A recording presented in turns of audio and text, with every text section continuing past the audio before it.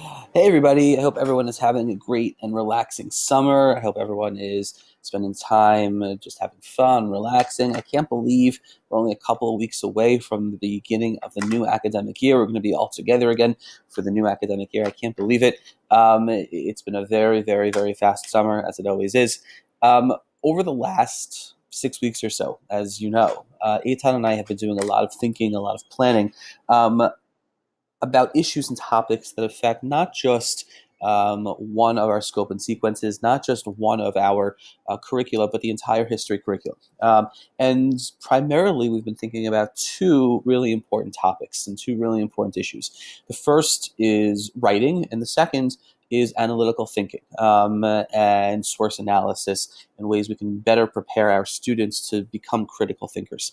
And to that end, over the course of the last couple of weeks, as you have seen, we've circulated a bunch of different things which we think are helpful in providing guidelines and in providing clear criteria as to what we mean when it comes to developing writing and developing analytical thinking. What I thought would be fun was, instead of writing in a long email explaining what we've done or waiting until the beginning of the school year when we have our meetings, I thought it'd be fun just to make a couple of videos explaining the two topics we've been really thinking about and working on over the past 6 weeks. A little while ago, I shared with you a document called History Department's Writing Curriculum 2017-2018. It should be in your Google Drive as a shared document. This is something that a lot of you have seen already before. This is something that we've talked about in our 9th grade team meeting a couple of weeks ago, in our 10th grade team meeting a couple of weeks ago. Some of you were there, some of you weren't, and some of you we never have been able to talk to you about this yet. And so I wanted to explain a little bit of what we were thinking when it comes to creating the broad aspects of a writing curriculum for grades 9 through 11. I think this year, with the new senior electives, I think we can wait to see how we implement this within the context of 12th grade electives. This really is focused for grades 9 through 11. What we want to do, obviously, as history teachers, is train our students to think critically and to think using historical methods and using historical skills.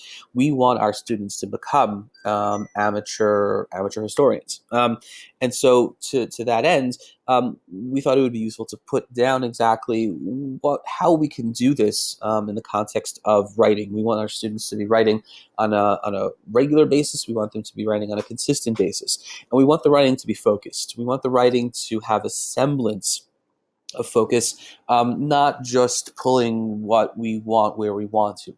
And so we composed and put down this writing curriculum. So what I want to do is just go over the document with you, talk a little bit about the different kinds of writing assignments. That's going to be in this first video. And in the second video, what I'm going to do is talk a little more about the primary source analysis as a way of developing analytical thinking skills, and further developing the historical analysis skills. So getting to the writing. As we've said, as the introduction says here, each class in grades 9 through 11 are going to be expected to write one assignment during the academic year that follows the four categories, the four writing assignment categories that we include in this document. As you can see in the document, and I could scroll down to show you, there are four different kinds of writing assignments. Writing assignment 1, analyzing historical sources and evidence. Analyzing 2, making historical connections. Writing assignment 3, chronological reasoning, and writing assignment 4, which is the creating and supporting historical arguments with development of an original thesis. What we want is that over the course of the year, and what we expect over the course of the year, is that students write at least one essay or writing assignment. It doesn't need to be a full-fledged, complete essay. That students write at least one of these assignments they write at least one from each of the assignments over the course of the year. There could be more. You could focus. You could ask them to write more than these 4 different assignments, but we want one assignment from each of these categories covered over the course of the year. So let's go through the 4 writing assignments. And these writing assignments and these categories are based on the AP Historical Skills Guidelines. The first kind of assignment is analyzing historical sources and evidence. We want students to write at least one writing assignment over the course of the academic year in which they are doing source analysis. They're looking at a specific primary source or a group of primary sources or a secondary source or a group of secondary sources, and using the source analysis tool, which we'll talk about in the second video, answering specific questions. They offer an analysis of a primary source, the meaning of a primary source, or a secondary source. Now, many of you, not all of you, already do this with your students. Almost all of these kinds of writing assignments, I think you probably already do in the context of your classroom. What this is doing is it's sort of formalizing what you do in a shared vocabulary, in a shared language that we can all relate to. So if we're talking to each other in a meeting and we talk about doing an assignment where students are comparing and contrasting, we each know that we're taking from writing assignments too. Again, this is not reinventing the wheel. Many of you, again, are already doing this, but this is a way to formalize what we're doing. So again, the first writing assignment is a source analysis. Now, an example of this that I do in my 10th grade classroom is at the very beginning of the year, we do both the H class and in the A class secondary source analysis regarding the Reformation. For A-level students, they have a short excerpt from a secondary source analyzing the Reformation. For the H students, they have to compare and contrast different secondary sources, but it's a way of analyzing the arguments, analyzing what's being said in the different sources. Okay, that's the first kind of writing assignment. The second kind of writing assignment, making historical connections. And the 3 different kinds of approaches you can take in making historical connections are a compare and contrast essay, contextualization, or a synthesis of material. Comparing and contrasting is a great tool to work on with students starting from the 9th grade and moving through the 11th grade. And what you have here, which I thought would be helpful and useful, is next to the historical skill are some of the underlying questions that you can use and should be asked when you are asking students to write about a particular historical skill. So in the comparison section, over here, we can see comparison. How is one historical development like or unlike another development from the same time and a different time? What did an event or development affect? Why did an event or development affect different groups in different ways? How does a viewpoint compare with another when discussing the same event or historical development?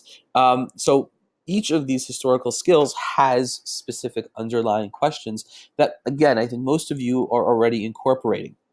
Again, under contextualization. We can go back here. Under contextualization, what was happening at the time the event happened or the source was created that might have had an influence. What was happening at the specific place where an event occurred, in the country as a whole, in the larger region, in the world. These are questions, again, related to the issue of contextualizing either a source or historical event. And finally, synthesis. Synthesis is a historical skill which I personally think really should only be discussed at the highest levels. Is something that students have trouble with, have difficulty with.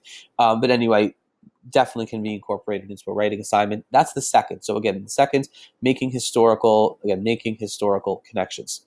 And again, we want students over the course of the year to write at least one kind of essay or writing assignment from this specific type. Again, comparing, contrasting, contextualization, and synthesis. The third kind of writing assignments, chronological reasoning. And here again, we have a bunch of different historical skills that can be emphasized in asking students to write a writing assignment, an essay that involves chronological reasoning. First, causation. What were the reasons for this historical event? What factors contributed to a specific pattern or trends? Continuity and change over time. This is one of my favorites that I focus on with my students from the 9th grade into the 10th grade, looking at things that change over the course of a longer period of time, looking how things stayed the same. And finally, periodization, which is a good topic to emphasize. This is a good skill to emphasize after students get used to the idea that that historical ages, that historical periods are artificially created by historians, and so students can begin to think about how events relate to, and how events relate to the way we think about and shape the past in our own minds. So again, the third kind of writing assignment is the chronological reasoning assignments. Again, many of you, I'm sure, already asked students to write an essay where they're working on continuity and change over time, or historical causation, or even periodization. But again, this gets us into a more formal structure. It also allows us to create a shared vocabulary. And finally, the fourth kind of essay, that is creating and supporting historical arguments with developments of an original thesis. Now, this is, for many students, especially in the 9th grade, going to be the most difficult kind of assignment, because they have to create an argument on their own. This is something which we want to emphasize beginning in the 9th grade, and we want to emphasize throughout the scope and sequence, asking students to create an argumentative essay with a thesis supported by primary sources, in some cases by secondary sources. For many students, it's the most difficult because they have to come up with an argument as opposed to creating a statement of fact. And I'm sure we can all attest to students coming up to us asking us, "Is this a good thesis? Is this a good thesis?" over and over and over again, until hopefully they get it. And so we want students over the course of each year to write at least one essay, writing assignments where they are creating a thesis. Now, for me, deciding where this essay goes, specifically the thesis essay, if it's a strong class, if it's an honors class, then it can be done early on in the year, or you can make this a part of the all different kinds of essays you're asking your students to write. In a weaker class, in a grade level class, especially in the 9th grade, I think personally this is something that we want to move towards the later half of the year, after students have been able to work on some of the historical skills up to this point. Now, you'll see later on in this document the topic writing portfolio.